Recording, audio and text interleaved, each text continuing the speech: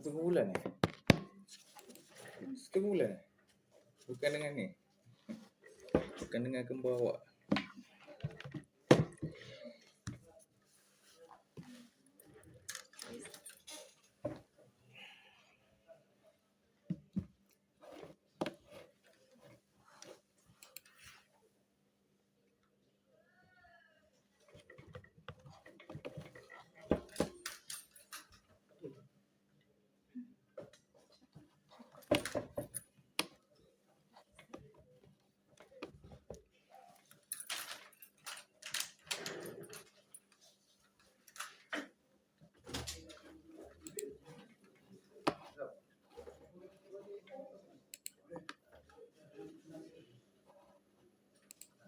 Pakai ya. Susah pun ke dia orang bawa itu? Memang buat dalam ni ke berpilaian? Oh, meninggal. Pak, dua kan? Selesai. Terima kasih ya. Semua HA tak boleh turun. HA bagus tau. Dia halau. Kena halau Cepat je.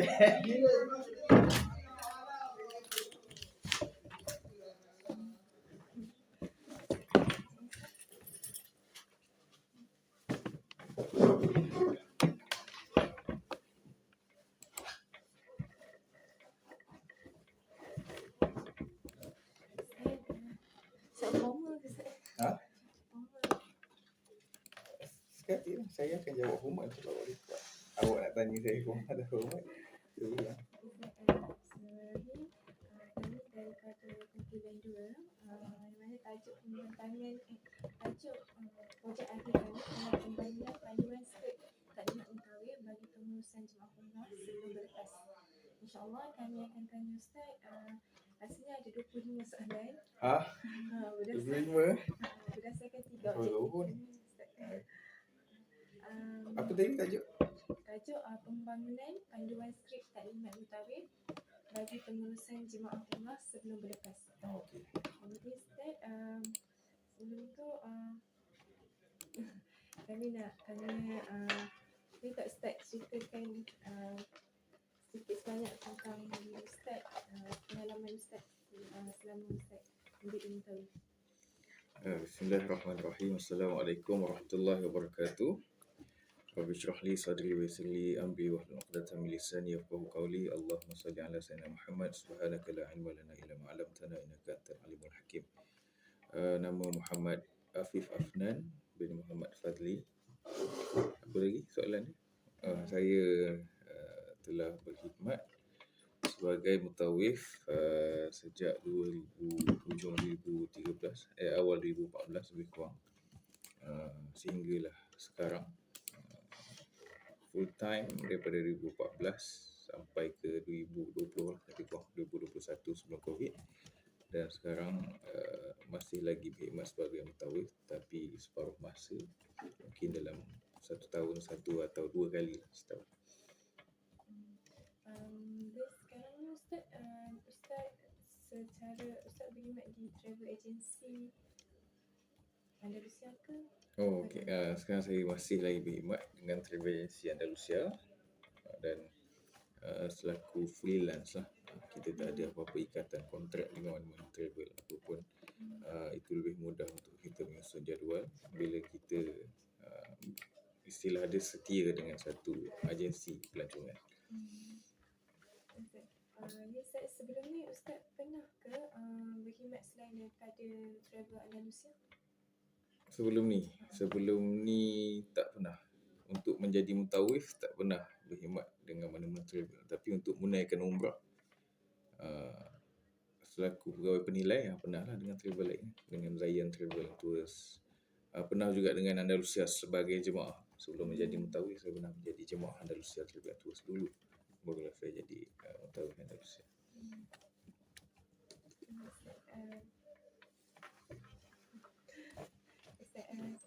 Kami pergi kepada objektif pertama lah. Ustaz, untuk objektif pertama bagi kami, bagi projek kajian kami ialah untuk menilai keperluan pembangunan panduan skrip taklimat mentawai bagi pengurusan jemaah umrah sebelum lepas. Jadi dekat sini saya ada 4 soalan yang saya tanya kepada Ustaz. soalan yang pertama, um, adakah Ustaz rasa perlu kita bina skrip mutawaif ni untuk pengurusan jemaah umrah sebelum berlepas Ustaz? Okey, bismillah. Untuk berkaitan dengan pengurusan jemaah umrah sebelum berlepas pengurusan jemaah umrah sebelum berlepas atas tajuk kajian pembinaan skrip. Jadi kalau nak tahu perlu ataupun tidak ni bergantung kepada keperluan dulu lah, bergantung kepada masalah yang kita hadapi. Bila kita kenal pasti adanya masalah dalam pengurusan jemaah umrah sebelum berlepas, khususnya ialah taklimat besar, taklimat berkumpulan, taklimat keseluruhan, bukan pengurusan pendaftaran. Kalau pengurusan pendaftaran tu mungkin mutawif belum terlibat, pegawai airport atau pemberi taklimat belum terlibat. Dia datang ke kaunter dan dia daftar, yang itu belum lagi terlibat. Penglibatan taklimat pengurusan jemaah umrah tu belum lagi lah. Jadi tak termasuklah macam mana dia nak apply visa, macam mana dia nak dapatkan senarai ataupun keperluan sekiranya ada dokumen-dokumen yang perlu dihantar ke Wisma Putra, contohnya kanak-kanak 12 tahun, yang perempuan yang umur bawah 40 tahun dan sebagainya, perlukan mahram dan sebagainya, perlu kepada dokumen-dokumen tambahan. Jadi yang tu tak termasuklah dalam taklimat, sebab taklimat yang kita nakkan ini ialah taklimat sama ada buat di airport ataupun zaman ni dibuat dengan media, dengan aplikasi yang pelbagai, sama ada dengan Zoom meeting ataupun Google Meet. Kebanyakannya gunakan Zoom meeting sebab kapasiti lebih ramai boleh masuk. Kalau mungkin travel tu dia kecil, jumlah tak ramai, mungkin dia dalam 30 orang ke 40 orang ke, atau satu bas dia boleh pakai Google Meet, di limit 100 kan. Dan ada masa pula sekarang kan. Yang berbayar limit sama 100, kecuali dia bayar lebih, tapi unlimited untuk masa. Tapi untuk Zoom mungkin boleh masuk lebih ramai. Jadi penyampaian taklimat tu sangat-sangat penting dan juga mungkin mengambil masa yang lama, dan waktu sekarang dengan airport punya keadaan yang kadang-kadang tak mengizinkan kita memberikan taklimat yang panjang dengan ruang yang tak sesuai. Jadi taklimat besar ni perlu diadakan sebelum berlepas, dan bila kita kata sebelum berlepas tu maksudnya ada benda-benda yang jemaah perlu laksanakan, mutawif perlu laksanakan, perlu dibuat sebelum tu lagi. Maksudnya isi dalam taklimat tu ada yang mungkin dah tak perlu disentuh lah. Jadi penyampaian tu bukanlah dari segi taklimat, tetapi penyampaian berkesan ataupun maklumat berkesan berkenaan dengan pendaftaran, harga, susunan bilik, tiket, cucu umrah, bukan waktu taklimat sebelum lepas tu. Dia kena buat sebelum tu lagi. Mungkin bukan dengan kaedah taklimat. Jadi taklimat ni kita fokus daripada apa yang jemaah akan hadapi mulai sekarang ni di airport, ataupun 3 hari sebelum, mulai 3 hari sebelum ni sampai ke jemaah tiba di lapangan terbang Jeddah ataupun Madinah. Senang cerita, taklimat tu berlaku sebelum mutawif ni dapat mic yang kedua. So dia ada izin pertama, mic pertama untuk bercakap, sama ada di airport ataupun di Google Meet, sampai dapat mic kedua di dalam bas di Jeddah ataupun di airport Madinah. Yang tu untuk taklimat seterusnya. Maksudnya apa? Isi dia pun tak perlu panjang. Dia perlu fokus pada satu tujuan daripada airport tu, daripada saat tu sampailah jemaah tiba ataupun masuk ke dalam bas. Sebab dalam tempoh tu mungkin tidak ada ruang untuk jemaah berkumpul lagi, dan mutawif boleh bagi satu pengumuman. Walau bagaimanapun ada keadaan yang kadang-kadang mutawif dapat peluang pegang mic di dalam pesawat. Cuma kadang-kadang sahaja berlaku. Lebih-lebih lagi kalau keseluruhan jemaah dalam flight tu ialah jemaah umrah, yang tu mungkin dapat. Tapi kalau commercial flight yang mungkin ada orang Saudi sendiri yang nak balik ke Riyadh ke, naik Saudi Airlines, itu tak dapat lah. Malaysia Airlines, Asia mungkin boleh. Saudi Airlines tak pernah lagi dapat. Okey. Jadi Ustaz, selaku Ustaz dah berkhidmat daripada 2013 hingga sehingga sekarang, pada pandangan Ustaz, bagi mutawif, bakal mutawif macam kami yang baru nak jejak kaki ke sana, dan mungkin ada yang tak ada pengalaman pun untuk nak jejak kaki, adakah panduan yang akan dibuat, pembangunan panduan skrip ni boleh membantu pelajar yang akan datang, atau pelajar ataupun bakal mutawif yang baru. Okey, menjawab kepada soalan tadi, keperluan sama ada skrip ni perlu ataupun tidak dengan masalah-masalah yang berlaku, pelbagai penyataan masalah yang boleh kita masukkan dalam kajian. Ada jemaah yang tak pakai ihram yang sepatutnya dimasuk ke Mekah dulu, ada jemaah yang terlepas flight, ada mutawif yang terlepas flight pun ada, bukan tak ada, bukan jemaah je mutawif pun sama. Berlama-lama, dia pun tak tahu 20 minit waktu dia ingat terbang pukul contoh 3 petang, 2.55 sempat lagi. Jadi ni bukan bas, ini flight kena 20 minit sebelum. Benda-benda macam tu perlu disampaikan. Jadi kajian ni perlu. Kajian ni adalah perlu untuk dibuat, iaitu berkenaan dengan pembinaan skrip. Sebab kemahiran bercakap ni bukan dapat pada semua orang, terutamanya mutawif yang baru dilantik dan juga pelatih. Termasuklah saya juga dulu. Apapun skrip tu dia datang dengan list dulu, dengan checklist dulu apa yang perlu dicakap. Jadi kita kena adakan listing dulu tentang konten skrip, barulah kita ubah ayat skrip tu kepada satu panduan seolah-olah satu dialog satu hala daripada mutawif, menggunakan list-list yang ada, oleh itu memang patut, terutamanya mutawif yang baru dan juga para pelatih yang masih dalam latihan, untuk mengetahui apakah lengkuk bahasa, bagaimanakah perkataan-perkataan, kosakata yang formal yang boleh digunakan oleh mutawif. Dan insya-Allah lama-lama dia dah tak perlukan skrip tu dah. Awal-awal mungkin 1 2 3 trip pertama dia dalam latihan, kemudian lama-lama dengan kosakata yang banyak, dia pun dah faham perjalanan, dia dah tak perlukan skrip tu. Okey. Ustaz, okay, Ustaz. Terima kasih Ustaz. Ini Ustaz, tadi sebenarnya Ustaz dah menjawab kepada soalan kami yang seterusnya, iaitu isu yang timbul waktu pengurusan jemaah sebelum lepas. Macam saya cakap tadi, terlibat di setengah jemaah yang terlibat kat ihram. Mungkin ada mutawif yang terlepas flight. Ini Ustaz, saya nak betulkan apa yang saya faham. Ustaz, taklimat yang Ustaz sebutkan ni ketika di airport sehingga ke terbang ke Arab Saudi, betul Ustaz? Jadi Ustaz, adakah khusus umrah termasuk daripada taklimat sebelum berlepas? Okey, yang ni kita kena berbalik kepada SOP agensi tu. Setiap agensi mungkin memiliki cara kerja yang berbeza. Itu berdasarkan pengalaman saya dengan Andalusia lah. Bila kita maksudkan dengan jumlah jemaah yang ramai, kadang-kadang satu flight tu Andalusia charter ada 480 orang jemaah, 12 bas, ada 12 mutawif. Yang dulu sebelum Covid kita tak kenal pun Google Meet, kita tak kenal pun Zoom, masih lagi guna kaedah tradisional dengan taklimat di airport, ataupun kena bagi satu makluman awal sebelum berlepas, iaitu mungkin 3 hari ataupun seminggu sebelum, untuk kita maklumkan, kita confirmkan apakah keperluan yang jemaah perlu bersedia lah dalam tempoh 3 hari. Apa tadi soalan pula tu? Khusus umrah. Okey.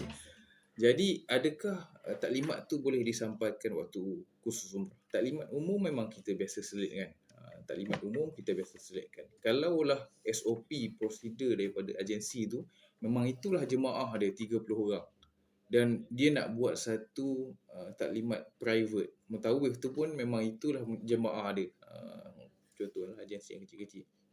Dan dia akan adakan khusus umrah 2 minggu sebelum terbang. Dia boleh sampaikan semua tu dalam waktu tu. Semua tu pun tak adalah nak kata semua, sebab dia akan terlupa balik. Jadi benda yang dalam waktu persediaan sebelum terbang, contoh kalau 2 minggu sebelum, dia mungkin boleh sentuh flight kita akan masuk ke Madinah dulu, jadi kain ihram boleh simpan. Jadi apakah persediaan pakaian dia, cuaca dia, duit dia dan sebagainya, yang mana kalau taklimat tu kita sampaikan di airport dah tak bermanfaat dah, sebab benda dah terlepas. Boleh cerita pasal rooming list, bilik, tiket, seat dan sebagainya. Kalau benda tu dalam skala yang kecil, ada SOP travel agency, ada yang buat macam tu, dia sampaikan awal. Tapi di Andalusia dulu, pengalaman saya, kita tak mampu buat macam tu, sebab dalam satu khusus umrah akan ada pelbagai background, sampai ada travel lain pun ada join, tak ada masalah. kita open. Dan ada juga orang yang tak daftar umrah lagi pun ada, saja nak join untuk ilmu dan sebagainya, boleh. Jadi kita bagi satu taklimat umum lah perjalanan, tapi kita tak cerita apa yang berlaku di airport, belum lagi nak cerita dekat kaunter tu macam mana nak check in. Mungkin kita sentuh sikit tentang bag, tentang apa yang boleh, apa yang tak boleh dalam bag, sentuh sikit-sikit. Sebab fokus khusus umrah ialah khusus umrah. Pengurusan umrah ni sikit lah yang akan kita sentuh. Biasalah konten dalam khusus umrah tu sambil kita sharing pengalaman, kita akan sentuh tazkiyatun nafs. Fokus kita ialah khusus umrah. Khusus umrah tu sendiri pun kadang-kadang tak cukup dalam 2 jam, 3 jam tu. Ujung-ujung baru kita sentuh sikit bab pengurusan. Sebab apa? Kita faham pengurusan ni akan disentuh lebih fokus nanti. Itu praktis Andalusia. Tapi saya sebutkan balik, kalau travel tu punya SOP kerja dia perlu buat khusus umrah untuk keseluruhan kumpulan yang terlibat tu 2 minggu sebelum dah ada satu khusus umrah dan juga taklimat. Itu lebih baik. Itu adalah lebih baik sebab jemaah kadang-kadang dia ada dia seronok nak pergi, dia excited nak pergi.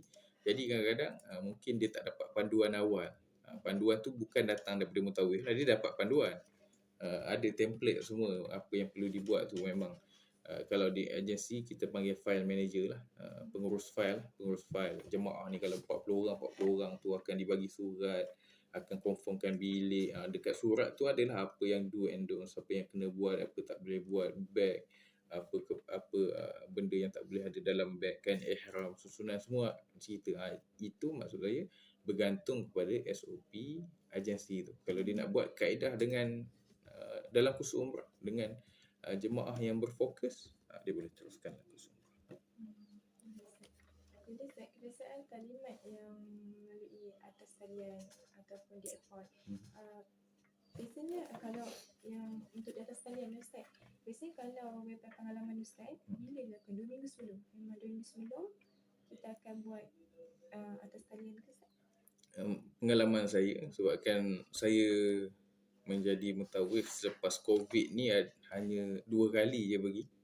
Jadi sebelum tu kita tradisional, kita akan telefon jemaah 3 hari sebelum by ketua keluarga lah. Kita tak telefon semua. Contoh kita dapat satu rooming list, ada 40 jemaah. Jadi jemaah umrah ni jarang datang seorang-seorang, paling kurang berdua lah. Adalah juga, bukan tak ada paling kurang berdua. Kadang-kadang ada 10 orang. Jadi tak payah kita telefon 10 orang. Walaupun ada dalam 10 orang tu ada 4 orang dewasa, dia mesti ada satu orang yang akan jadi lead, sama ada keluarga dia ataupun bukan. Kadang pergi tu kan kawan-kawan, 4 lelaki 4 perempuan sebilik, kawan-kawan kerja dan sebagainya. Tapi akan ada seorang yang lead. Dia ni akan menjadi tempat rujukan file manager tadi untuk sampaikan maklumat. Jadi kita akan telefon 3 hari sebelum ataupun 5 hari sebelum untuk kita confirmkan ahli kumpulan dia, bilik dia, duit dia, dan kita akan seletkan lah beberapa taklimat awal berkenaan dengan penerbangan, jam berapa akan jumpa di airport, kaunter mana, KLIA 1, kedua. Benda tu kena buat sebelum. Jadi yang tu bukanlah taklimat yang kita sampaikan di airport tu. Itu dah tak berguna lah kalau kita nak sampaikan, sebab benda tu ialah persediaan sebelum. Cuacanya, ubat-ubatannya, pakaian yang sesuai, benda tu berlaku sebelum. Jadi adalah lebih baik sebenarnya lah, walaupun setakat ni tak pernah lah ada di pihak saya komplain daripada jemaah, tapi saya selaku jemaah adalah lebih selesa kalau benda tu dibuat lebih awal, bukan 3 hari sebelum. Dia perlu dibuat sebelum, mungkin 2 minggu sebelum atau 1 minggu sebelum. 3 hari adalah terlalu lewat. Takut ada benda-benda yang, contoh kita check dia punya immigration dan kemudian dia dilarang untuk keluar negara. Bila dia nak pergi ke agensi kerajaan untuk diselesaikan masalah tu? Jadi tak sempat 3 hari sebelum. Jadi tugas file manager, mana-mana yang penting tu dia kena sampaikan awal. Tugas mutawif bila telefon 3 hari sebelum tu hanya sekadar untuk berkenalan, untuk ta'aruf dan confirmation. Sedangkan jemaah ni kena tahu awal flight dia bila, pukul berapa nak tunggu di airport. Surat tu dah sampai sebulan sebelum lah. Jadi mutawif just call untuk pengenalan dan confirmation sahaja. Yang tu boleh. Tapi kalau kosong, tak ada apa-apa update, janganlah dibuat 3 hari sebelum. Kenalah 2 minggu sebelum ke, seminggu sebelum lah. Untuk persediaan sebelum sampai ke airport je. Dia tak payah cerita dalam telefon tu sampai ke immigration, tak payah. Sampai ke custom ni tak payah. dia cerita proses daripada persediaan pakaian, kelengkapan dan sebagainya daripada hari ni sampailah hari bertemu di airport nanti. Sehingga Mutawif dapat mic kedua lah istilah dia. Ada peluang untuk bercakap lagi. Sebab kita takut terlalu banyak kita cerita, kita pun nak telefon jemaah ramai lagi. Kita telefon macam-macam, kita beritahu macam-macam, nanti tak dan pula untuk kita sampaikan dan jemaah pun terlupa. Terima kasih Ustaz. Seterusnya akan pergi pada objektif yang kedua, iaitu untuk membangunkan panduan skrip kalimat Mutawif sebelum berlepas melalui atas talian.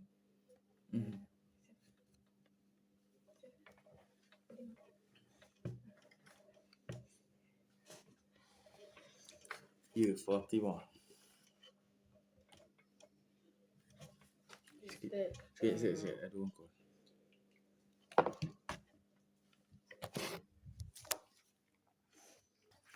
Fatimah.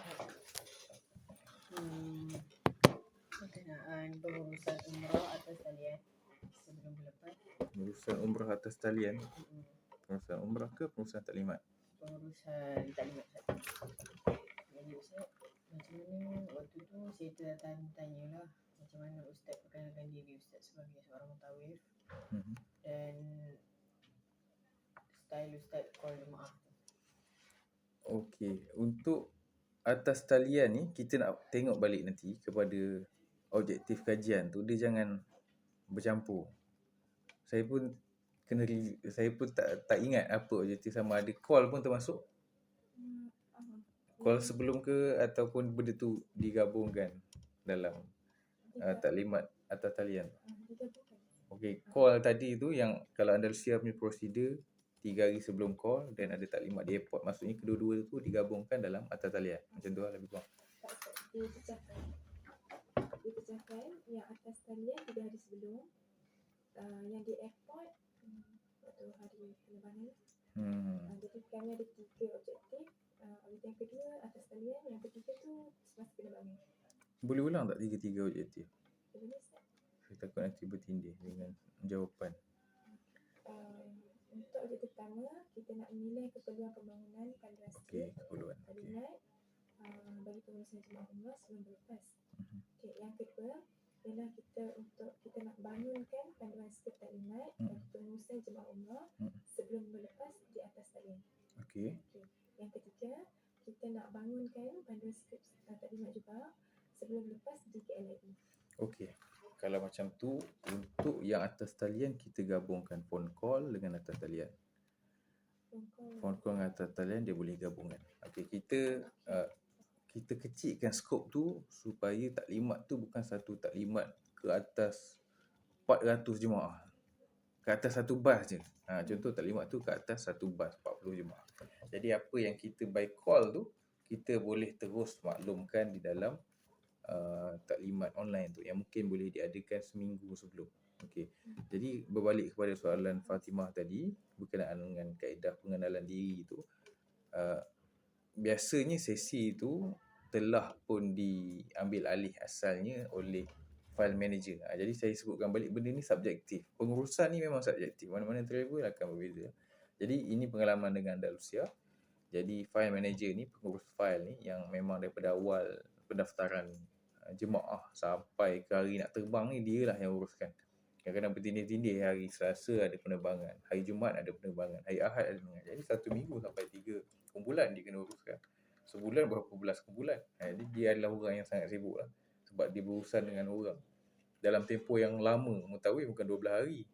Dia lah yang tahu kena jemaah tu lagi awal daripada kita. Jadi dia yang akan jadi MC biasanya. Dia akan perkenalkan diri dululah. Dia kata, okey, terima kasih jemaah yang masuk. Jadi hari ini kita akan ada sesi dengan mutawif yang terlibat, ataupun kita ambil satu kumpulan berfokus dengan mutawif yang akan membimbing jemaah sekalian. Saya mempersilakan Ustaz Afiq Hafnan.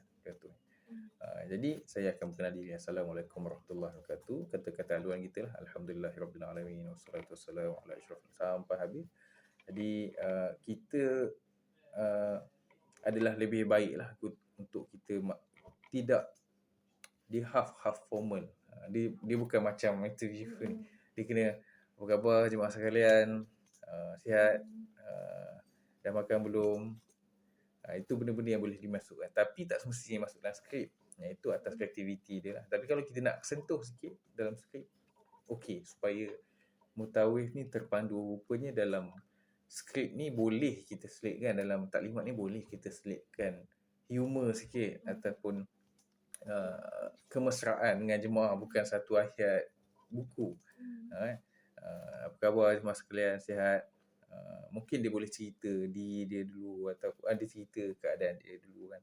Saya ni baru je tadi selesai sembahyang maghrib kat sini. Jadi malam ni kita ambil peluang sikit lah untuk kita bertaaruf dan sedikit taklimat. Saya suka istilah untuk bertaaruf ni supaya jemaah ni dia rapat. Kita kena terapkan pada mutawif bahawa jemaah ni one day dia akan jadi family dia dalam tempoh 12 hari. Dia kena bimbing jemaah ni macam keluarga dia. Kalau ada orang tua, makcik, pakcik, dia akan treat macam mak ayah dia. Ada budak kecil, dia treat macam adik dia, macam anak dia. Itu kita nak nilai tu, tasawuf tu yang mutawif bawa. Sebab kita nak mutawif tahu bahawa jemaah ni adalah tetamu Allah. Jadi mutawif tu treat orang tu macam tetamu Allah. Jadi besarnya tugas dia untuk treat tetamu Allah tu supaya perjalanan ibadah jemaah tu happy dan smooth dan tak ada masalah-masalah. Jadi kalau mutawif tu punya taklimat menyebabkan masalah-masalah ke atas jemaah, sebabnya mutawif rasa bersalah atas, dia kena ada rasa bersalah atas kelompongan dia dalam penyampaian taklimat menyebabkan jemaah terlepas maklumat. Jadi mutawif kena ada rasa bersalah dekat situ. Jadi penting untuk bukan kita sentuh tazkiyatun nafs tu kat atas jemaah je, mutawif tu kena dapat tazkiyatun nafs dulu. Tapi tak adalah dalam taklimat tu kita sampaikan, cuma dalam taklimat tu kita boleh masukkan roh.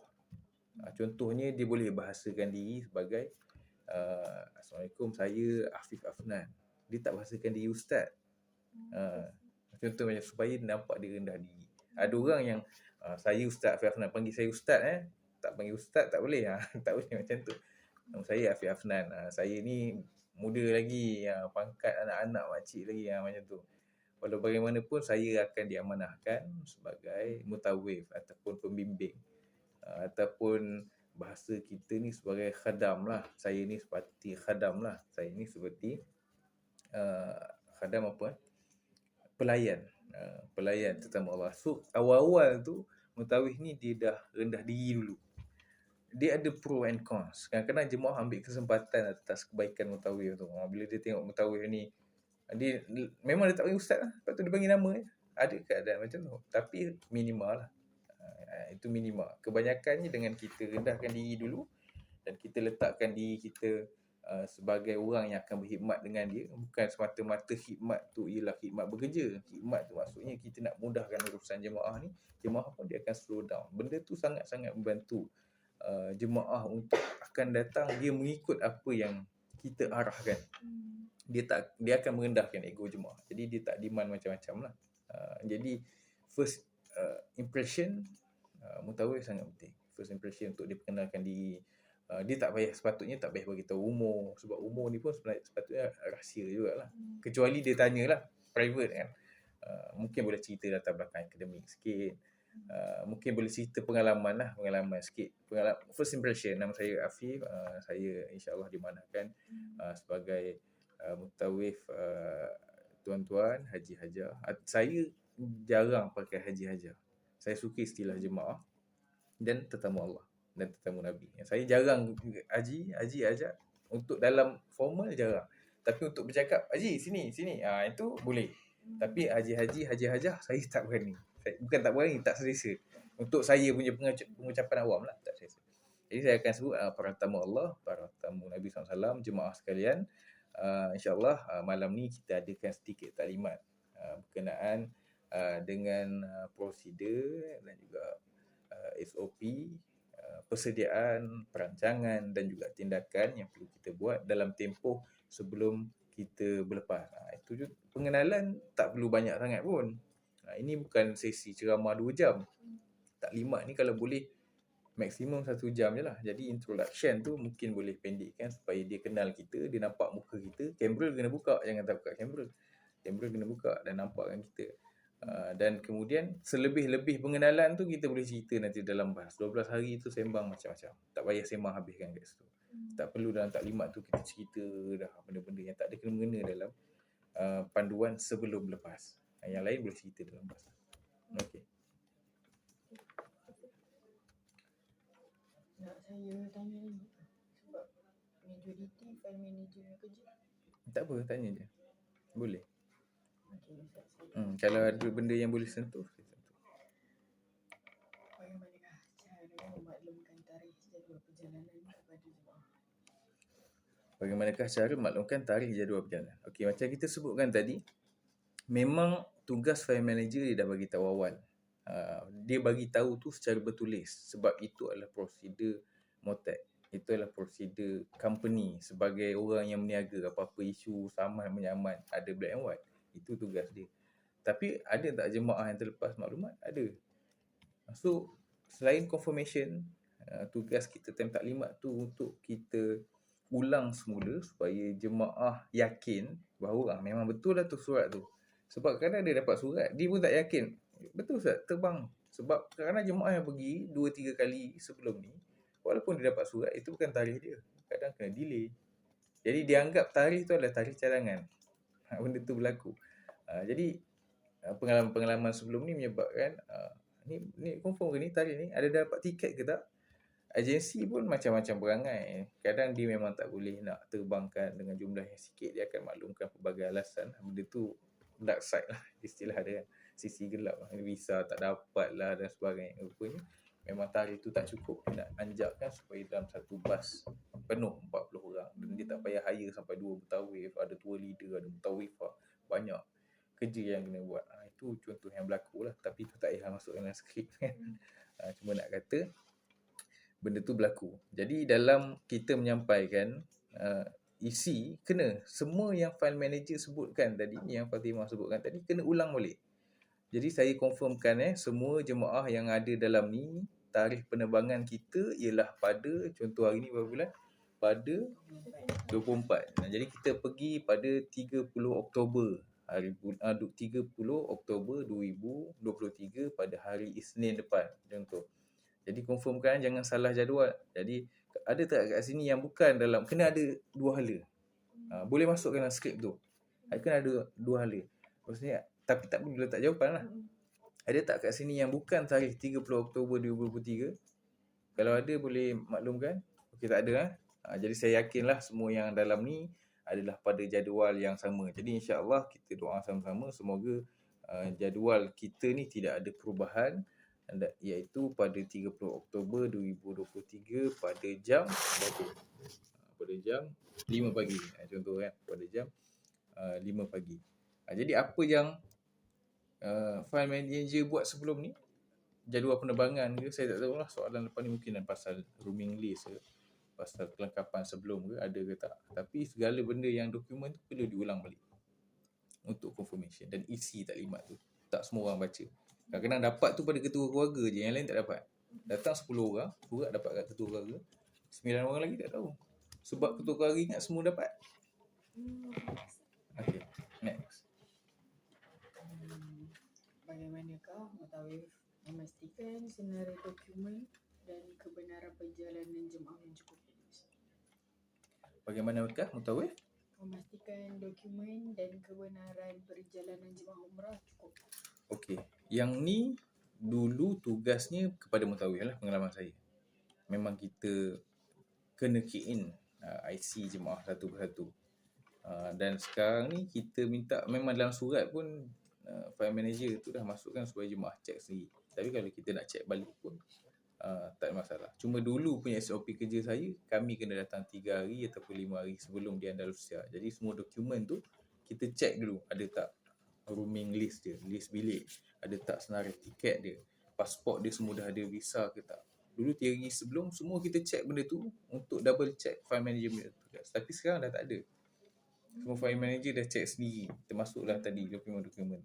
Jadi dalam taklimat kita boleh sampaikan alhamdulillah jemaah sekalian mengikut makluman daripada pengurus fail kita, Cik Hanan contohnya, dia memaklumkan semua jemaah dah pun mendapat visa Alhamdulillah, dan tiket telah pun kita isu, dan juga susunan bilik telah pun kami susun. Jadi saya nak bacakan senarai bilik mengikut kepada ahli keluarga.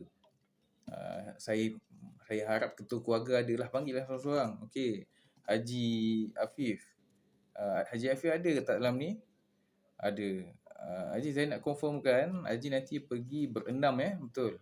Betul. Haji beli bilik triple kan? Dua triple. Jadi tiga.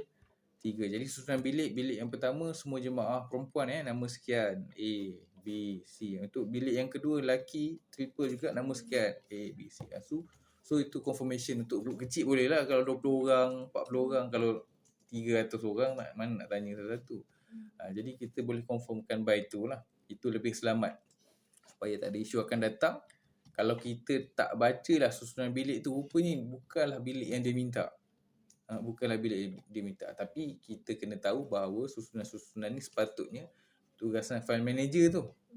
Kalau salah, dia yang salah. Cuma kalau kita tak double check sampai kat Mekah, mana nak cari file manager tu? Dia bukan nak uruskan dah. Sampai ke Mekah tiba-tiba susunan bilik, saya tak boleh ni sebilik dengan dia ni bukan mahram saya ni, contoh kan. Rupanya tak ada sebilik. Ataupun saya memang tempah bilik berdua ni, asal saya dapat bilik berempat. Tak pasal-pasal dekat situ, kat mana kita nak cari bilik. Kadang-kadang sampai 2 pagi. Pegawai Mekah dia dapat bilik, dia bagi kunci, dia pun dah hilang lah. Jadi satu kesusahan untuk kita. Jadi sebagai backup, walaupun benda tu pun dah dibuat oleh file manager sebelum ni, kita boleh double confirm dekat situ, tak ada masalah.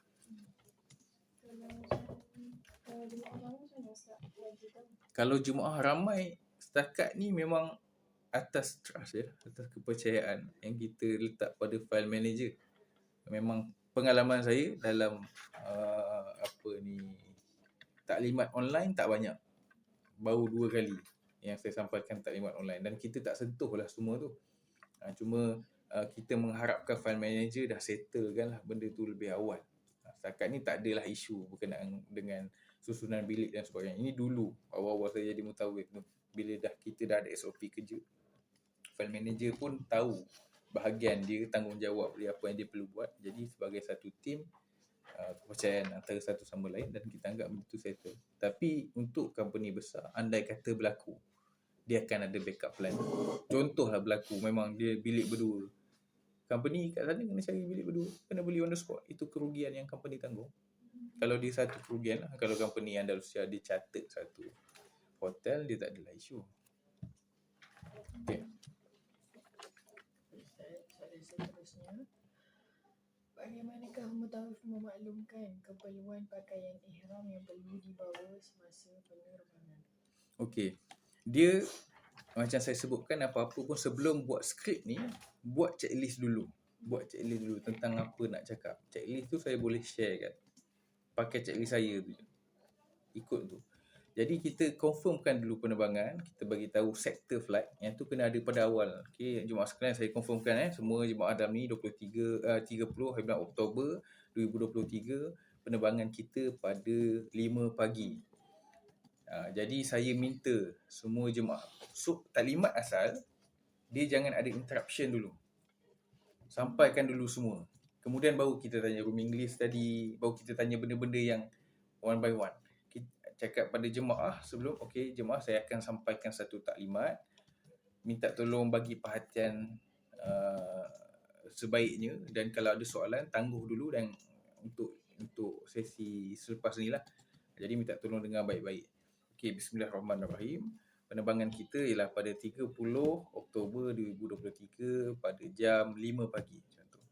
Jadi kita akan menaiki pesawat Malaysia Airlines daripada KLIA 1, daripada KLIA menuju ke Jeddah. Jadi flight kita daripada KLIA menuju ke Jeddah pada jam 5 pagi.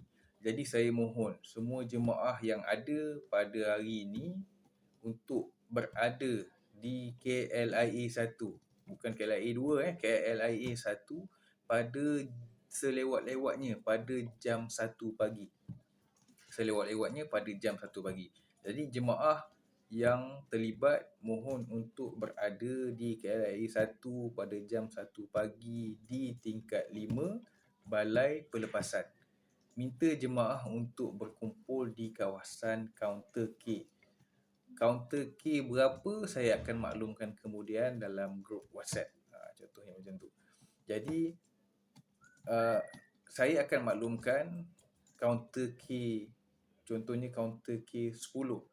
Jadi jemaah yang turut serta cukup sekadar datang membawa beg besar.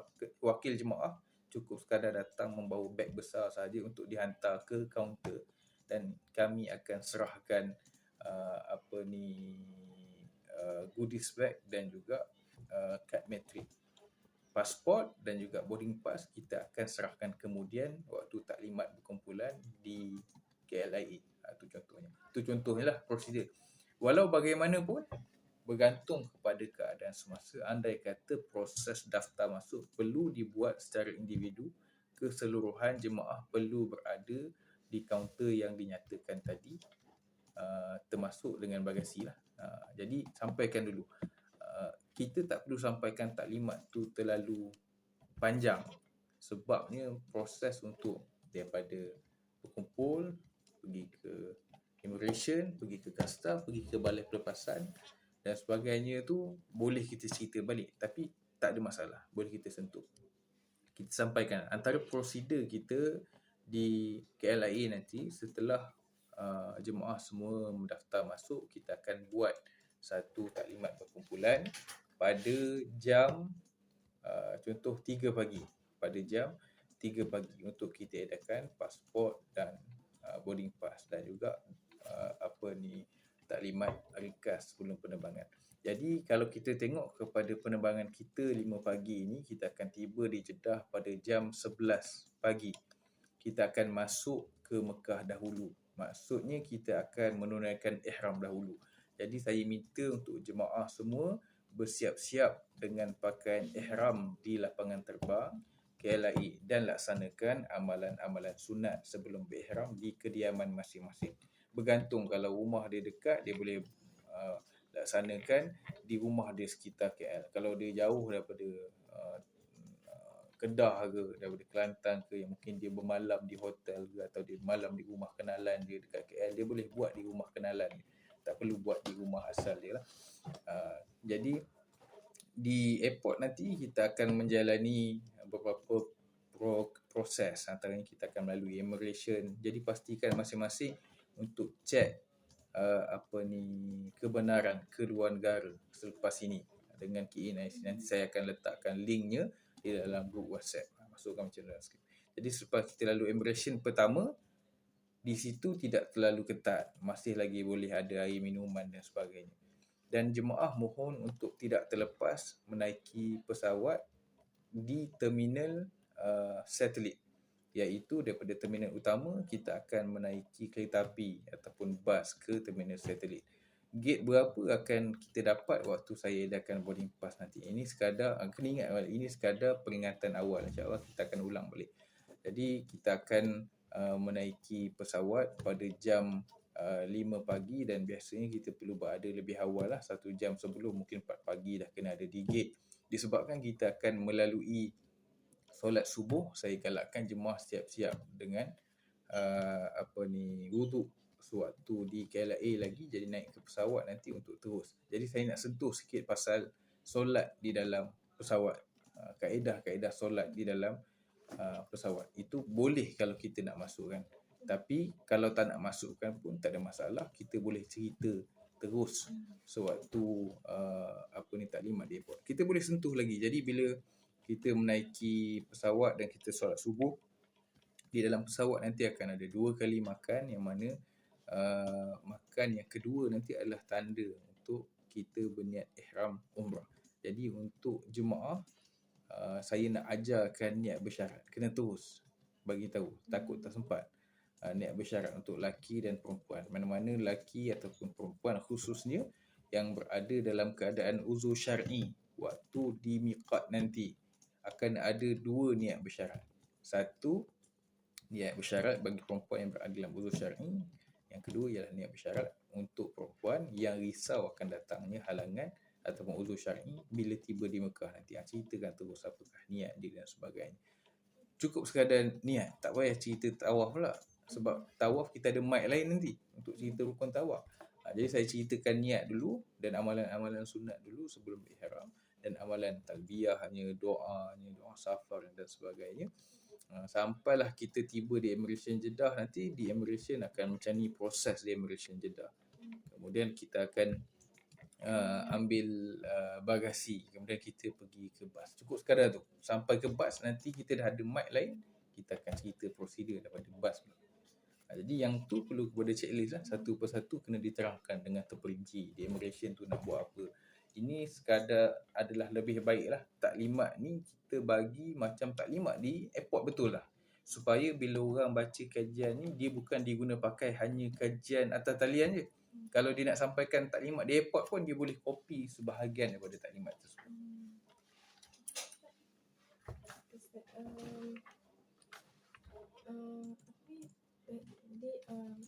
Jadi sebenarnya Ustaz dah cover banyak dalam kami punya. Cuma saya nak tanya Ustaz, dekat dalam taklimat tu, kami perlu masukkan tak prosedur daftar masuk macam kalimitasi, bagasi? Yes, masukkan. Segala apa dokumen nanti saya cuba dapatkan juga. Kalau ada contoh dokumen daripada file manager. Kalau ada lah. Jadi benda-benda tu boleh ulang balik je. Contohnya, nanti kita list kan apa benda taklimat 3 hari yang saya masukkan. Cuaca, makanan, ubatan. Ini 3 benda penting ni. Cuaca, dia akan meliputi pakaian apa yang nak kena bawa. Yang tu sebenarnya tak adalah sampai kita yang nak kena sediakan. Berapa banyak kain pelekat, berapa banyak telekung, bukan kerja kita. Itu dia boleh cari sendiri. Tapi kita nak maklumkan bahawa ni cuaca ni musim sejuk, jadi minta tolong ada pakaian tebal. Pakai stokin. Kalau ada penutup telinga, pakai penutup telinga. Ada sarung tangan, bawa sarung tangan, muffler dan sebagainya. Di Mekah mungkin sedikit biasa, tapi di Madinah cuaca boleh sampai ke -5 di sebelah subuh. So maklumat tentang cuaca tu kita kena tahu dulu lah sebelum kita bagi taklimat. Makanan pula sekian-sekian. Di Mekah kita ada makanan Malaysia sebab kita ada dapur. Di Madinah mungkin tak kena dengan tekak sebab kita ambil catering Indonesia. Jadi boleh bawa serunding sendiri. Kemudian siapa yang ada ubat-ubatan berjadual, jangan tinggalkan. Jangan kita tak beriman dengan air Zam-Zam. Kita juga kena bertawakal setelah kita berusaha. Jadi boleh bawa ubat-ubatan yang berjadual, jangan ditinggalkan, dan beberapa ubatan-ubatan yang lain lah. Walau bagaimanapun, pihak Andalusia nanti akan bekalkan kit yang ada Panadol, yang ada ubat sekian-sekian. Tapi kalau jemaah nak beli ubat sesama, ubat batuk sendiri, adalah saya galakkan sebab dekat sana lebih mahal untuk kita beli. So benda tu boleh sentuh awal.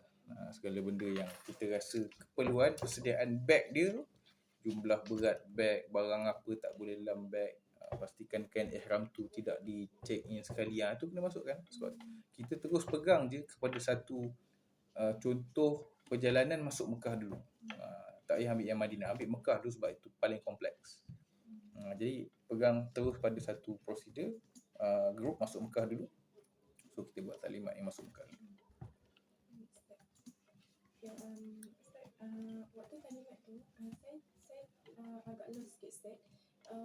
Wujudnya grup WhatsApp, kumpulan WhatsApp. Bila diwujudkan grup WhatsApp? Biasanya grup WhatsApp ni file manager yang buat. Biasanya. Tapi pernah dulu waktu ketika yang mutawif yang kena buat. Dan biasanya buat ni lepas 3 hari sebelum tu lah. Waktu kami call, kita akan cakap pada jemaah, insyaAllah tuan, saya akan create satu grup WhatsApp. Waktu WhatsApp baru diperkenalkan lah. Kemudian dalam tempoh sebelum COVID tu memang mutawif yang buat. Dalam taklimat saya akan maklumkan, jemaah sekalian ataupun jemaah yang kita call lah, Haji, insyaAllah nanti saya create satu grup WhatsApp dan saya akan jadikan Haji admin. Jadi minta tolong Haji nanti add family 9 orang ni dalam grup tu juga. Haji reti tak untuk add? Saya tak reti. Haji nanti minta tolong pada anak, saya akan add. Kalau dia tak tahu, boleh add nama anak saya ke? Saya add nama anak je. Dia lah add 10 orang tu lagi. Tu contohnya lah. Jadi biasanya WhatsApp tu dulu saya buat lepas saya telefon jemaah sebab dia macam nak dapatkan satu keizinan yang kita nak masukkan di dalam grup. Tapi sekarang tak. Untuk jemaah lebih selesa dan dia yakin dia nak terbang ni, file manager dah buat awal lah. Bila dia daftar je tu, nama dia dah ada lah. Kadang 3 bulan sebelum dah ada dalam tu. Jadi dia nak tanya hukum hakam ke dokumen ke. Jadi file manager ni dah ada template, dia tak payah nak jawab seorang-seorang call. Ni nak bawa anak anak kena dokumen. Tak payah. Elok je dia add semua, dia silentkan group tu, admin je boleh post, segala maklumat dia masuk. Segala maklumat, surat, apa benda, dokumen-dokumen semua dia letak. Dia takkan benarkan awal-awal tu untuk buka conversation tu. Kalau tu nanti banyak tanya. Dan soalan-soalan yang dia nak tanya tu benda yang akan kita jawab kemudian. Jadi biasanya dia silentkan dulu, admin je yang boleh post lah. Jadi file manager post. Jadi bila mutawif ada, mutawif pun kadang dapat lambat. Dia bukannya terus kita tahu kita buat group tu. Ada ketika yang lagi seminggu nak terbang baru dapat tahu. Kadang urgent, kadang hari ni nak terbang baru dapat tahu hari ni pun ada. Sebab mutawif tak jadi. Kita punya visa laku lagi. Dia terus add je kita dalam group tu. Boleh jadi macam tu. Jadi kita ni tetamu yang datang kemudian. Jemaah tu dah ada dulu. Kita datang dan file manager kat Ustaz, saya add Ustaz dalam group. Nanti Ustaz perkenalkan diri. Saya punya kaedah, saya akan letak gambar saya. Assalamualaikum, saya Afif. InsyaAllah akan bertugas sebagai mutawif dalam tempoh 12 hari. Package kita 30 Oktober sampai 11 November 2012. Salam perkenalan. InsyaAllah nanti kita berjumpa waktu sesi taklimat pada tarikh sekian. Tak payah bagi ruang. Ada apa-apa soalan? Memang banyak soalan ni tu. Tak payah bagi ruang tanya tu sebab nak tanya lepas taklimat. Sebab apa yang dia nak tanya tu benda yang kita akan beritahu pun nanti.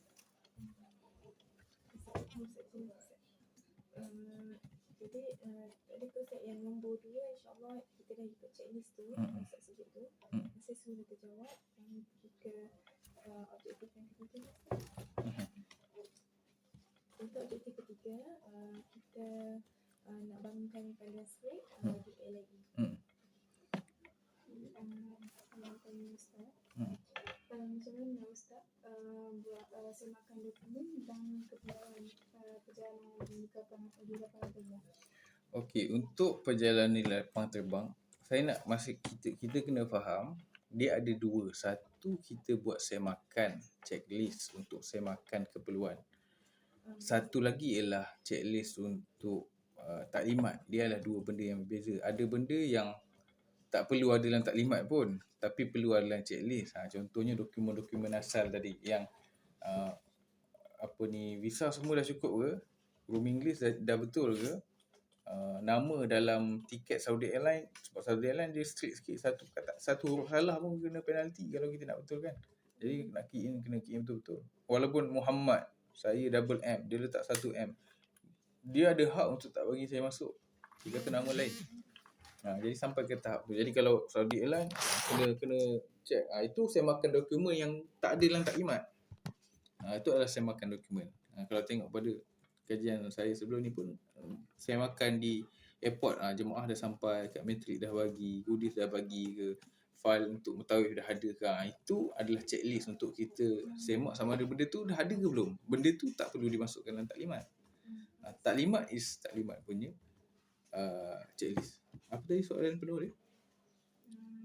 Bagaimana Ustaz membuat semakan dokumen dan perjalanan di lapangan terbang? Kalau semakan perjalanan, dia tak boleh buat di lapangan terbang. Semakan perjalanan, jangan buat di lapangan terbang. Itu cari pasal. Tiba-tiba tahu memang terhalang, memang tak terbang lah jemaah tu hari tu. Cuma PTPTN. Dulu isu dia PTPTN. Yang tak dapat masuk boleh settlekan dekat situ. Ada office PTPTN di airport.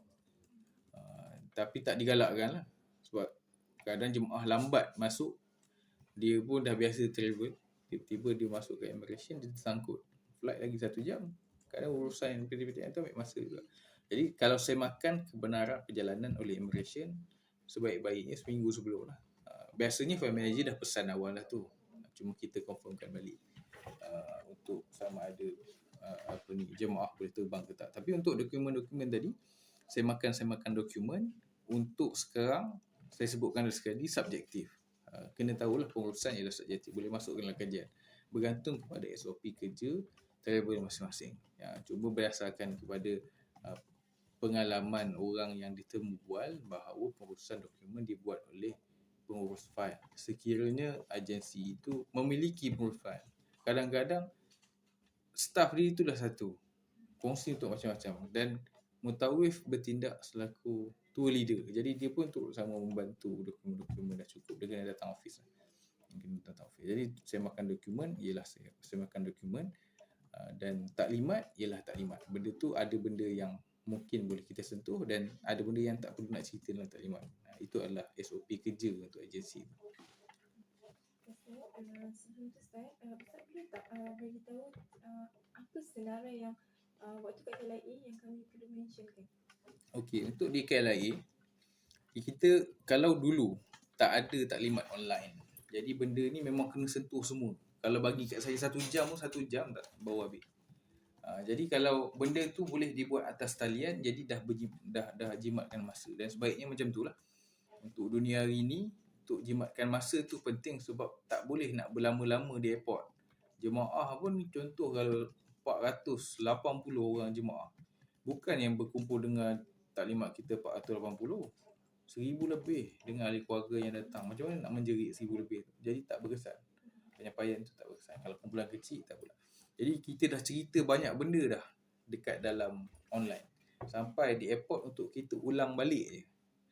Kita dah tak perlu ulang macam mana proses dekat counter check-in, macam mana nak dapatkan boarding pass. Benda tu dah terlepas. Kita hanya boleh cerita daripada keadaan sekarang dekat kawasan untuk menunggu sampai jemaah turun dari Malaysia, sampailah dia terbang dan jumpa bas balik. Kalau di Andalusia, penyampaian taklimat sebelum lepas ni tak dibuat oleh mutawif. Dia dibuat oleh pegawai airport. Mutawif hanya dijemput untuk cerita beragama sikit dan doa. Kadang-kadang boleh jadi pegawai airport tu saja je petik nama kita. Ustaz bagilah. Ustaz lah cerita. Kebiasaannya memang pegawai airport itu tugas dia. Itu memang tugas dia. Jadi dia akan cerita. Dia akan ambil satu matrik kad jemaah. Okay, jemaah sekalian tengok matrik kad masing-masing. Di belakang ni ada penerbangan kita SV 30 Oktober. Jadi ini adalah nama kumpulan ni. Bas 1. Siapa bas 1 angkat tangan? Siapa bas 2 angkat tangan? Tu contoh yang berlaku lah. Jadi kita akan terbang hari ni dan kita akan balik pada 12 November 2023. Jadi ahli keluarga yang ada dekat sini boleh ambil ahli keluarga masing-masing pada 12 November 2023. Jadi penerbangan kita tengok dekat sini jam berapa? 5 pagi, 05.00 dan sampai di Jeddah 11.00. Jadi kita akan terbang pukul 5 pagi dan kita akan sampai di Jeddah pada 11 pagi. Dan kita akan balik jam berapa? Tengok ni daripada sektor ni kita faham Cool Jet, Mad Cool. Jadi balik daripada airport Madinah sampai ke Kuala Lumpur, Madinah pukul 4 petang dan sampai ke KL pada pukul 3 pagi contohnya kan. Pada pukul 3 pagi esok ni. Jadi ahli keluarga yang ada ni bolehlah ambil ahli keluarga masing-masing pada 3 pagi 12 November 2023. Okey, di belakang kad ni ada nombor telefon yang terlibat. Nombor telefon mutawif, nombor telefon pegawai Mekah Madinah, nombor telefon pengurus hotel. Jadi sekiranya berlaku apa-apa boleh hubungi nombor di belakang. Jadi pemakaian kad matrik adalah wajib. Itu satu, dicerita tu dulu. Yang kedua dia sentuh pasal pasport dan boarding pass. Okey, selepas ni saya akan edarkan boarding pass. Di boarding pass ni nanti boleh cek nama masing-masing.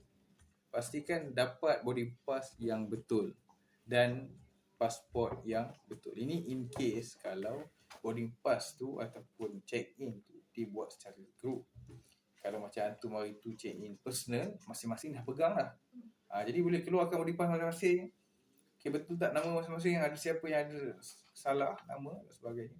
Kemudian tengok beberapa maklumat dalam boarding pass. Antaranya seat, gate, boarding time. Benda tu kena cerita lah. Boarding time ialah 20 minit sebelum. Jadi penerbangan kita pukul 5 pagi ni kita perlu ada pada selewat-lewatnya 4.40. Walau bagaimanapun 1 jam sebelum perlu dah ada di gate untuk elakkan. Jadi gate kita gate berapa? Gate sekian-sekian. Jadi saya nak ceritakan seberringkas macam mana perjalanan kita sampai ke gate. Jadi selesai saja taklimat kita. Jadi haji-hajar semua boleh turun ke kawasan immigration. Kat situ akan ada 2 kaunter, satu kaunter manual, satu kaunter automatic. Yang manual boleh tunjuk pada pegawai, dia akan chop untuk kita keluar daripada Malaysia, dan untuk automatic boleh letak sahaja pasport dan pintu akan terbuka lah, ikutlah dia punya maklumat. Itu nanti cerita detail. Kemudian jemaah akan melalui immigration yang pertama, yang tu tidak terlalu ketat. air boleh masuk lagi, tak perlu lagi buka jam dan sebagainya. Habis saja immigration pertama, minta tolong alert untuk kita pergi ke bangunan satelit menggunakan kereta api. Jangan pergi ke tempat lain. Mutawif tak ada kat situ. Kena maklumkan sebab nanti jemaah cari mutawif. Dia ingat mutawif lepaskan dia. Mutawif tidak ada di situ. Mutawif akan jadi orang terakhir sekali yang masuk. Maksudnya dia bukan betul asyara berkumpulan lah. Itu yang kita cuba praktikkan kepada jemaah. Kerana jemaah ni kalau tak bagi tahu, dia rasa benda ni satu kesalahan yang besar. Kalau kumpulan tu memang 20 orang nak gerak sama-sama, okey. Tapi ada jemaah-jemaah yang memang dia dah biasa travel, dia tak selesa berkumpulan tu, dia nak free. Sebab dia nak mungkin minum kopi dulu, pergi tengok coklat lah, pergi jalan sini. Dia dah biasa travel, jadi dia nak jalan sendiri, bukan okey kumpul gerak. Okay. Kalau jemaah Indonesia, yes, dia orang buat macam tu. Malaysia dia suka untuk lepaskan. Tapi apa pun perlu kepada penerangan. Maksudnya perlu ada makluman yang mutawif tidak bersama-sama dengan jemaah bergerak sendiri, dan mutawif jadi orang terakhir sekali andai kata apa-apa berlaku, jemaah terkandas dan sebagainya. Lepas tu boleh maklumkan naik train, kemudian sampai di bangunan satelit, boleh tengok gate masing-masing. J3 contoh, jadi pergi ke kawasan J3. Dekat kawasan J3 tu ada surau mana-mana jemaah yang belum memakaikan ihram boleh tukarkan ihram di situ, ataupun boleh tukar di kawasan surau di bangunan utama ni. Tapi saya galakkan untuk tukar di situ sebab biasanya memang kita galakkan tukar di sana supaya jemaah dah masuk dulu dekat immigration. Kita tak benarkan dia tukar dan berlama-lama di bangunan utama pergi makan. Nak makan sana. Jangan makan. Bagi terus masuk. Biar apa-apa berlaku, at least dia dah lepas immigration. Jadi dia tak berlama-lama. Maksudnya nama dia dah pun di scan dekat kawasan immigration tu. So maksudnya dia dah check in. Tinggal dia nak pergi ke bangunan, ke gate je yang belum sampai. So kita cerita prosedur sampai ke naik flight, duduk seat masing-masing. Penerbangan adalah 8 jam setengah, 9 jam. Akan ada 2 kali makan. Apakah solat yang akan dilalui. Akan masuk ke Mekah dulu, siap dengan kain ihram, akan lalu di miqat, Qarnul Manazil. Macam mana nak tahu miqat ni? Selepas makan yang pertama lebih kurang setengah jam, dan akan ada pengumuman daripada flight attendants yang kita akan melalui miqat. Jadi boleh berniat setelah dibagi tahu, dan sampai di airport Saudi, macam mana pengurusan immigration perlu ada mahram, perlu ambil gambar, letak 4 jari tangan, perlu bagikan pasport, dan kemudian claim bagasi, ambil bagasi masing-masing, dan nanti tunjuk arah. Mutawif berkumpul di situ dan mutawif akan tunjukkan di mana lokasi bas. Kena cerita satu persatu prosedur tu, dan selesai semua tu, barulah kalau di Andalusia barulah dia jemput mutawif untuk sentuh sikit bab hukum dan juga bab dan doa lah. Jadi waktu tu pun ialah ta'aruf juga, pengenalan. Saya perkenalkan mutawif, saya jemput ustaz untuk memberi kata-kata haluan dan juga sedikit tali marikan. Jadi saya nak sentuh sikit bab solat, saya nak sentuh sikit bab niat, saya nak sentuh sikit bab jamak qasar, kalau ada jamak qasar terlibat kan. Solat duduk macam mana, wuduk dan sebagainya. Dah selesai, okey. Ada apa-apa soalan tak berkenaan dengan ni? Biasanya soalan-soalan ni kalau benda tu dah dibuat taklimat atas talian, sepatutnya soalan-soalan tu dah sentiasa berlaku dalam grup WhatsApp tu. Akan ada jemaah yang tanya. Jadi kemungkinan besar dah tak adalah banyak soalan dekat dalam tu. Dan bab-bab niat ni pun kita dah bagi tahu awal. Dalam grup WhatsApp tu pun kita dah edarkan dah contoh-contoh niat. Bukan waktu taklimat dekat airport kita bagi. Jadi kita boleh maklumkan dekat taklimat airport. Jadi contoh niat bersyarat yang saya masukkan di dalam grup WhatsApp tu, boleh baca niat yang tu. Kena pasti berada di situasi yang mana, pertama ke ataupun kedua, nanti sampai di miqat. Sebelum sampai di miqat, bacakan untuk niat bersyarat tadi. Jadi benda tu adalah prosedur yang boleh sentuh dalam tempoh taklimat di airport. Jadi Ustaz, saya rasa sebab bila kami tengok pada checklist yang Ustaz sebutkan, dah cover lah semua yang kami nak bagi tahu. Jadi Ustaz, last kali saya nak tanya, untuk kami nak buat pembangunan panduan ni Ustaz, kami perlu ke masukkan yang pegawai airport cakap tu dekat dalam skrip tu, ataupun kami terus pergi ke hukum yang mana start bermula ni tahu tak payah spesifikkan ini adalah pegawai airport. Anggap je apa yang pegawai airport sampai tu mengetahui yang sampai kan. Sebabnya tak semua travel agency ada pegawai airport yang bagi taklimat. Jadi ada keadaan yang memang yang datang di airport tu adalah staff office, kemudian yang bagi taklimat ialah mengetahui juga. Jadi kami akan masukkan lah.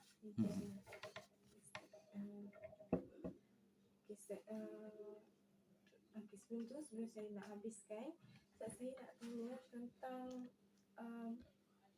macam mana Ustaz buat kalau ada jemaah yang okey ataupun yang kurang sihat waktu tu, yang memerlukan kursi roda. Okey. Dah habis soalan. Pemakluman ni kalau namanya pun berkenaan dengan prosedur kesihatan, benda tu tak boleh berlaku hari tu, dia kena sebelum. Jadi kalau ada taklimat yang dulu 3 hari sebelum by call tu, benda tu perlu dimasukkan. Saya kena cerita. Jadi jemaah boleh saya Haji boleh saya confirmkan, ada tak ahli keluarga ataupun ahli kumpulan haji yang memerlukan yang perlu kepada keperluan khas. Contohnya kalau ada bayi, kita kenal pasti dulu ahli kumpulan dia, tengok bayi, ada orang tua dan sebagainya. Kalau bayi tu nak kena ada bassinet ke, kena ada stroller ke dan sebagainya. Jadi kita tanya, Haji, ahli keluarga ni ada keperluan khas ke yang perlukan wheelchair atau bawa wheelchair sendiri ataupun dialisis ataupun ada sakit tertentu.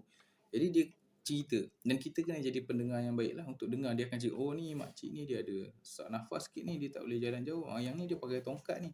Walaupun dia tak ada keperluan untuk wheelchair di airport ataupun dia bawa wheelchair sendiri, tapi at least kita tahu ada jemaah-jemaah yang berkeperluan yang kelainan upaya dia dalam kumpulan kita. Jadi benda tu tak perlu kita booking, kecuali okey Haji ada bawa wheelchair sendiri ke makcik ni? Oh tak ada, dia boleh berjalan, cuma kat airport tu sebab jauh sikit. Jadi kat airport tu saya minta, boleh Ustaz kalau request wheelchair? Okey boleh. Nanti ke wheelchair. Jadi tak pakai wheelchair, dia tak bawa. Lepas tu kadang ada jemaah yang dia bawa wheelchair sebagai standby. Jadi dia nak pakai wheelchair dulu. Tapi bila sampai kat sana, tengok tawaf elok je jalan kaki. Jadi dia bawa wheelchair standby. Yang kita akan maklumkan okey, sebabkan Hajah ni bawa wheelchair, nanti kita request, kita check in kan. Tapi wheelchair ni kena ada orang tolak lah je sampai pintu flight. Kena ceritakan prosedur tu waktu ni. Tapi itu dulu personal dalam taklimat by phone 3 hari sebelum. Tapi kalau taklimat tu taklimat umum yang hari ni berlaku, sebenarnya makluman tu file manager dah tahu dah. Cuma kadang-kadang sebab kamu tahu ini jumpa file manager waktu dekat airport je. Jadi kalau dalam taklimat online bersama tu kita boleh selitkan, kita dah dapat gambaran tu awal. Oh dalam bahasa aku ni ada jemaah wheelchair. Boleh tanya, okey jemaah sekalian ada siapa-siapa perlukan keperluan khas ke? Kalau apa-apa, senang cerita apa-apa permasalahan. Last sekali apa-apa permasalahan dalam grup WhatsApp. Kalau soalan tu berbentuk umum untuk orang lain pun tahu, boleh tanya dalam grup. Kalau berbentuk personal boleh PM saya. Kita kena terpaksa willing untuk share privacy kita bila-bila masa jemaah. Kadang kita cakap WhatsApp, dia pun call. Dia call. Kita pulang kita nak angkat tak angkat. Sebab kadang-kadang nombor dia pun kita tak save lagi. Jadi kalau dulu kita save lah nombor sebab kita nak add dalam group WhatsApp. Sekarang kita pun tak save. Jadi kita biasanya masuk dalam group tu kita ambil masa lah sikit lah kadang. Berbanding kita call jemaah, kita dah tahu dia ni siapa. Ini tiba-tiba main masuk je. Jadi kelebihan dia kita jimat masa taklimat di airport. Kekurangan dia ialah kita lambat untuk adapt dengan jemaah. Maksudnya kalau untuk kemas dia tak ada telefon, macam mana saya nak contact dia?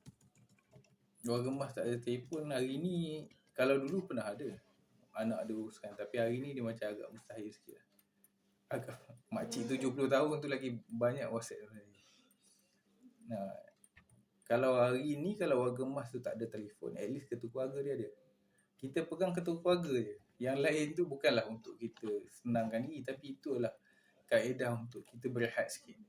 Jadi kita kena letakkan tanggungjawab tu kepada ketua keluarga. Kita memang maklumkan dalam bas yang saya mungkin ambil masa sikit untuk kenal jemaah sekalian, dan saya minta untuk ketua keluarga bertanggungjawab lah atas ahli kumpulan masing-masing. Maksudnya kita kena tarik. Maksud ni ialah kalau ada apa-apa maklumat saya akan sampaikan pada ketua keluarga, dan ketua keluarga sampaikan pada ahli kumpulan masing-masing. Kalau saya ni sudut saya dekat Mekah, saya akan cakap saya wajibkan ketua keluarga untuk ada SIM card. Sebab dulu option. Sekarang ni bukan option, tak payah cakap, semua akan cari SIM card dulu. Kalau dulu dia orang tak nak SIM card, dia kata ni 12 hari saya tak nak pegang telefon. Waktu tu kena cakap yang kita wajibkan SIM card internet. Kalau dulu orang lain yang antum duduk tu tak ada internet situ. Jadi jemaah akan beli SIM card. SIM card pun tak ada jual tepi-tepi tu, kat dalam kena beli dekat airport, ataupun kena beli dekat tempat-tempat apa ni, kedai-kedai telco. Jadi proses dia susah jugalah SIM card ni, sebab kita memang nak wajibkan semua at least ketua keluarga ada. Jadi kita cukup pegang dia je dan kita boleh serahkan tanggungjawab tu atas bahu dia. Tu ahli keluarga dia kan. So pasti makcik yang ada, tak ada telefon tu, dulu banyaklah kes yang anak daftar kan, mak pun pergi seorang, wheelchair pula tu, pergi seorang tak ada orang tolak, semua suruh mengetahui yang tolak dan sebagainya. Itu isu-isu yang dulu berlaku. Sekarang ni mungkin jemaah cerdik sikit. Saya tak pernah dapat, tapi ada jemaah yang pernah dapat. Ada mengetahui lain pernah dapat lah. Dia hantar anak dia, ustaz minta tolong tengok-tengok kan, mak saya tengok dengan tongkat dan sebagainya, tak ada waris ikut. Mak pun tak ada telefon, dan kekurangan dia ada banyak part yang dia akan menyusahkan jemaah lain. Satu, kalau jemaah tu jenis open, dia willing untuk bantu. Kalau tak, sebab kadang-kadang dia akan mengganggu perjalanan ibadah jemaah tu juga. Jemaah tu tak pasal-pasal bertanggungjawab nak tengok makcik tu mandi, pakai, dia nak bawa pergi masjid. Siapa yang nak bawa? Hari tu pakcik pun saya pernah seorang pakcik, tapi dia tak adalah sampai wheelchair. Dia cuma dia datang seorang, dia pun macam takut-takut sikit nak keluar, nak kena ada orang. Kalau saya tak pergi masjid, saya rehat dan sebagainya. Kalau saya ada kerja yang saya tak ada daripada bilik tu untuk ke masjid, saya kat luar ke kat office ke masjid, dia tak pergi masjid lah. Kalau saya kat masjid nak pergi sembahyang subuh, dia tunggu saya pergi, baru dia gerak sama-sama. Dan kita nak kena hantar dia pula. Kita bukannya daripada masjid tu nak balik hotel, kadang dia nak pergi tempat lain. Dulu berlaku. Sekarang ni mungkin cerdik sikit lah kot. Jemaah dah jarang lah buat macam tu. Sebab itu adalah istita'ah. Maksudnya kalau keadaan mak ayah dia tu tak mampu untuk dia pergi tanpa pembimbing, wajib untuk dia sediakan pembimbing. Kalau pembimbing tak ada, dia tak wajib lah buat umrah. Sebab tak sampai istita'ah dari segi kesihatan tu. Istita'ah kewangan tu lah maksudnya. Okey. Saya ada soalan, tapi di luar konteks ni lah Ustaz. Luar konteks? Luar konteks FYP. Okey. Saya ada satu ketika waktu kami pergi Raudah. Waktu tu pegawai Mekah, pegawai Madinah, Kak Umi, dia ada beritahu, inform ada siapa tak yang nak wheelchair. Lepas tu kata semua tak nak waktu tu. Kami pun proceed masuk ke dalam. Dah sampai kat dalam, betul-betul nak tunggu nak masuk ke pintu Raudah. Nak masuk ke pintu masjid. Tiba waktu tu ada seorang jemaah, dia tanya saya, kalau kami nak wheelchair sekarang boleh tak? Ada rasa macam nak kena ada wheelchair. Macam tu. Jadi waktu tu Ustaz, apa yang patut saya buat? Sepatutnya, bolehkah saya minta wheelchair dengan siapa pegawai dekat sana? Dia bergantung kepada kita. Tengok situasi makcik tu dulu. Pertama, itu sebab taklimat ni sangat penting. Taklimat ni nak kata kalau dalam satu tazkirah ni, taklimat ni 50 lah. Kadang kita duk fokus tazkiyatun nafs, kadang kita lupa dekat taklimat.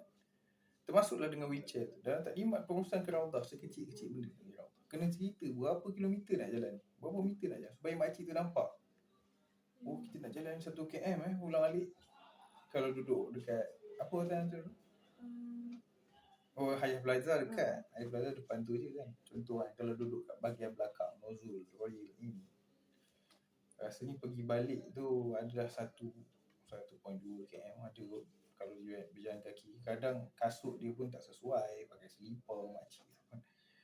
Bukan kaya makcik, akak tu pun dengan lantai licin lah, hujan dan sebagainya. Jadi taklimat keselamatan, keadaan semasa pengurusan ni, dia tak boleh tidak cerita tu dulu.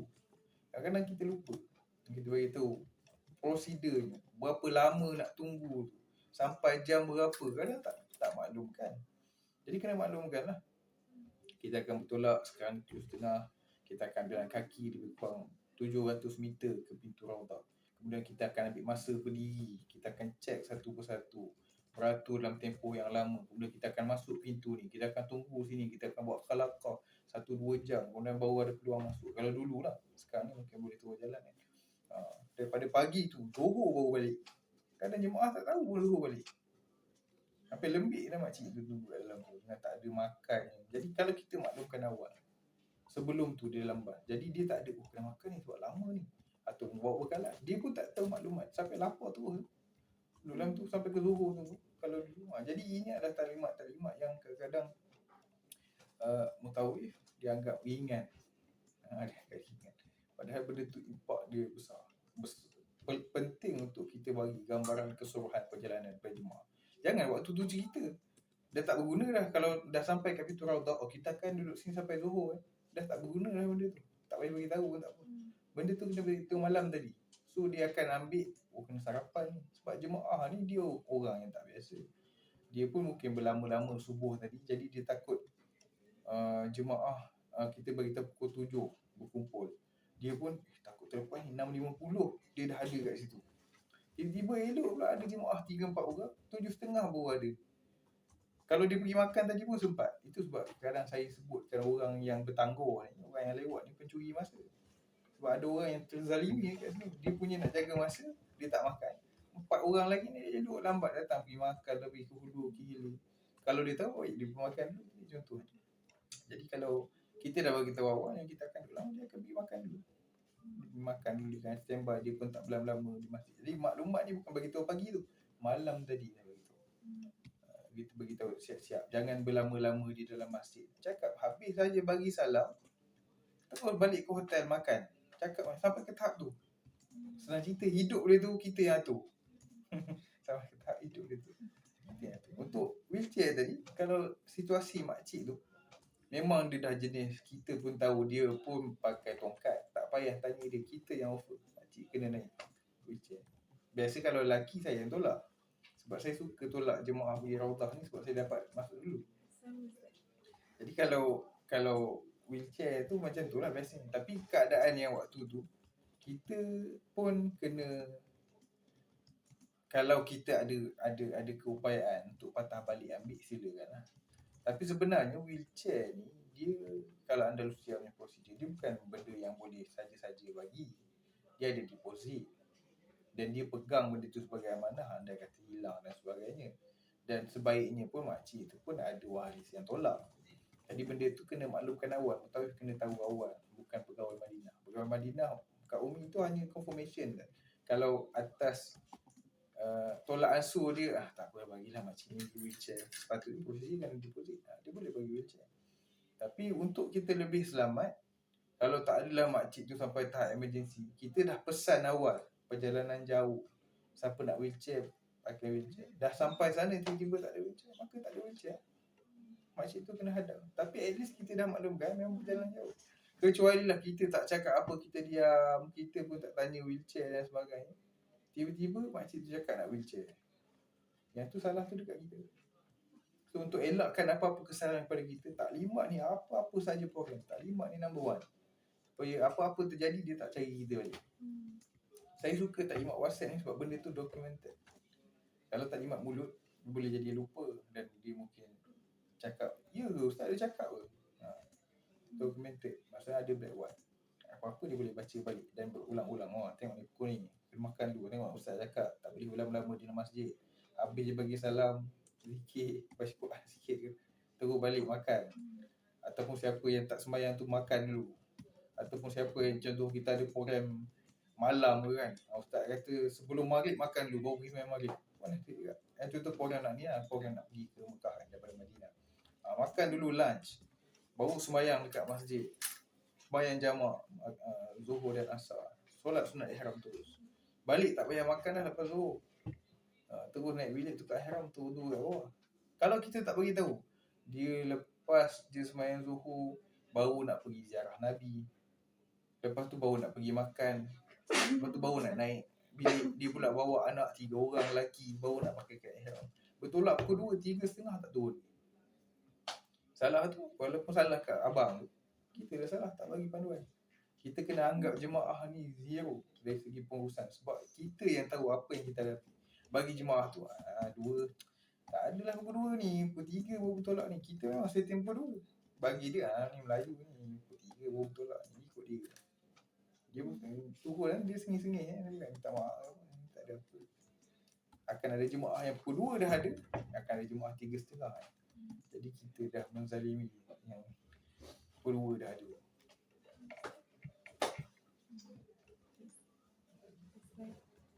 Alhamdulillah Ustaz, terima kasih Ustaz atas interview Ustaz.